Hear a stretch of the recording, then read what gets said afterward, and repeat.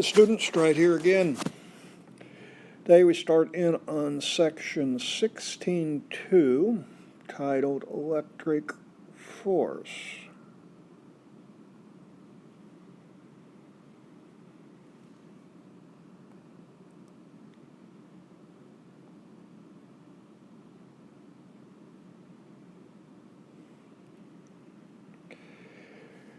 Objectives in this section will be looking at doing a little bit of calculation with Coulomb's law. That's where we'll be at today, looking specifically at Coulomb's law. As we continue on, we'll look at comparing electric force with gravitational force, and look at some problems relating to that, doing a little comparison there. That'll be the next lesson. And we're going to apply the superposition principle to find the resultant force. And that'll be the third thing we do. So today, this will be the first thing we do, this will be the second, and then we'll probably catch that third. Might even have to go to a fourth lesson on this one. So, Coulomb's law. So anytime two charged objects come near each other, they might experience acceleration either towards or away from each other because we have a force. Each one is exerting a force on the other. We call this the electric force. So the electric force, as we've looked at before, is attractive if we have opposite charges and repulsive if we have like charges. So what we're going to try to figure out is what determines how small or large this electric force is going to be.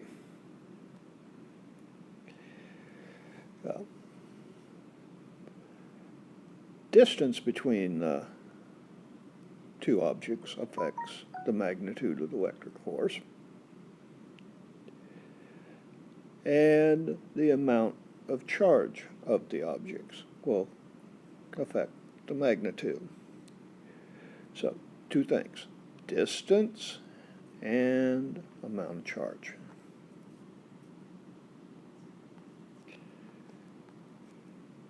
So, but what is this relationship between distance, charge, and the electric force? Many years ago, 1780s, a guy named Charles Coulomb found that the electric force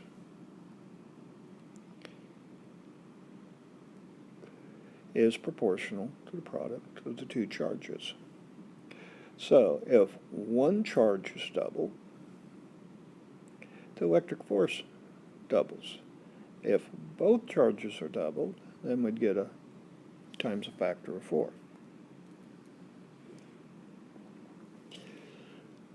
Coulomb also found electric force is inversely proportional to the square of the distance between the charges. So if the distance is cut in half, the force increases by a factor of 4. Distance gets smaller, force gets bigger. So Coulomb's law states that the electric force is proportional to the magnitude of each charge and inversely proportional to the distance between them. Here it is in symbols and in words. Make sure, for whatever else you've written down so far, you've got all this stuff. Very, very important stuff here.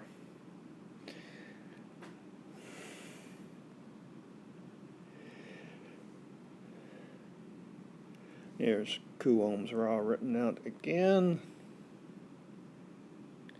for you. Maybe a little easier to see and read.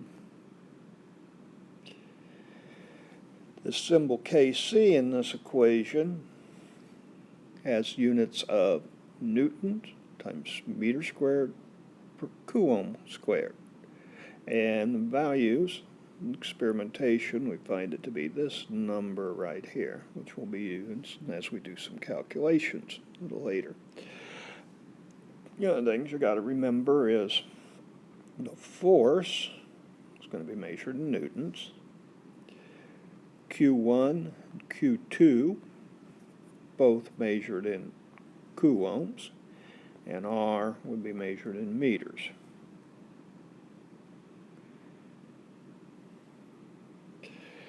And we put all this together, everything works out. So if we have other units given to us, these will be the units we want to bring them back to. Newtons, coulombs, meters, and then this Newton per square meter per Coulomb squared. And we won't ever have to use any other number than this. With different units, this number would change. A couple other simple little things to remember. Coulomb's law, force is a vector quantity. And the electric force between two objects always acts along the line that connects their center of charges.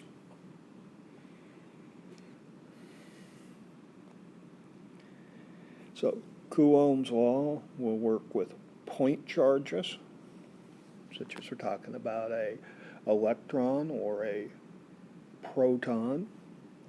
Also spherical distributions of charges. And when we use it with these spherical distribution of charges, we're going to take the center of the spheres as our point we measure from.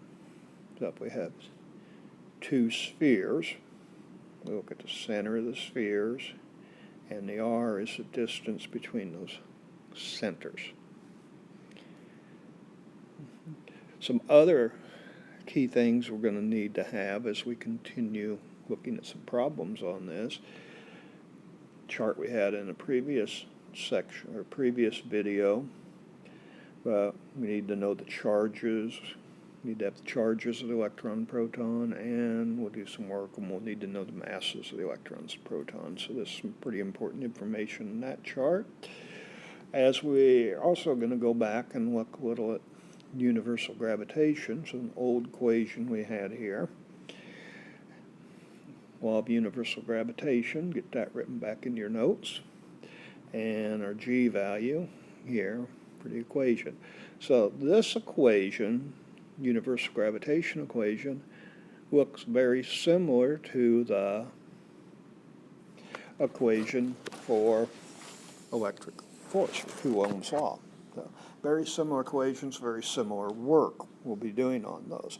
And as we move into our next lesson tomorrow, we will be looking at applying these equations. And we will start off our next lesson figuring out how to do this problem here. So that'll be where we pick up next time. So that's all we have today. Pretty short little video today. Next time we'll look at some problems. So that's it for now.